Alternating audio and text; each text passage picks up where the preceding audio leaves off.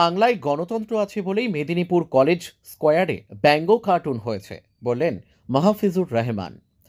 Medinipur college স্কোয়ারের সরস্বতী পুজোতে এবারের বিভিন্ন রাজনৈতিক দলের মতাদর্শে বিশ্বাসী বিভিন্ন ক্লাবেরা নানান ব্যঙ্গ কার্টুন করেছে রাজনৈতিক নেতাদের। সরস্বতী পূজার মণ্ডপে সেই ব্যঙ্গ কার্টুন এবারও নজর কেড়েছে সকলের, যেখানে বেশিরভাগটাতেই শাসক দলের নেতাকর্মীদের নিয়েই ব্যঙ্গ করা হয়েছে।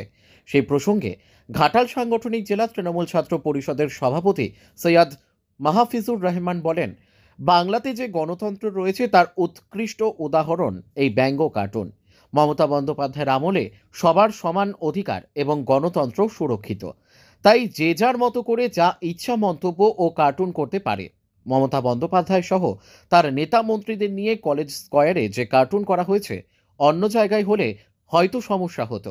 এই চিত্র প্রকৃষ্ট উদাহরণ যে বাংলাতে গণতন্ত্র এখনো রয়েছে, বিরোধীরা সকলের সমান অধিকারের সমস্ত কিছু অবাধে করতে পারে এখানে। ব্যুরো রিপোর্ট, সত্যের সন্ধানে কে।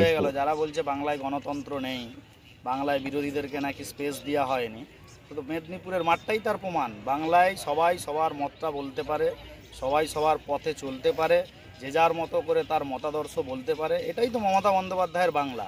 আমরা তো কাউকে বলছি না যে আমাদের বিরুদ্ধে যারা বলছে তারা বলতে পারবে না, যে যার মত সে তার বলুক, কিন্তু বেশিরভাগ মানুষ যাদেরকে সমর্থন করবে সেই সংখ্যাটাকে মেনে নিতে হবে।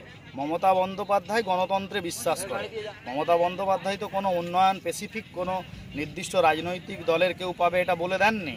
সেখানে আপনি দেখুন না, এই কলেজে যারা পড়াশোনা করে হয়তো কোনো ছাত্রছাত্রীর বাবা সিপিএমের সঙ্গে যুক্ত, কেউ বিজেপির সঙ্গে যুক্ত, কিন্তু সে কি কন্যাশ্রী থেকে বঞ্চিত? নিশ্চয়ই নয়। তাহলে মমতা বন্দ্যোপাধ্যায়ের উন্নয়নের কথা বলে, মমতা বন্দ্যোপাধ্যায় গণতন্ত্রের কথা বলে, আর মেদিনীপুরের মাঠ আপনার কথাই তাহলে প্রমাণ হয়ে গেল যে বাংলায় গণতন্ত্র আছে, সবার মতটা সবাই স্বাধীনভাবে প্রকাশ করতে পারে।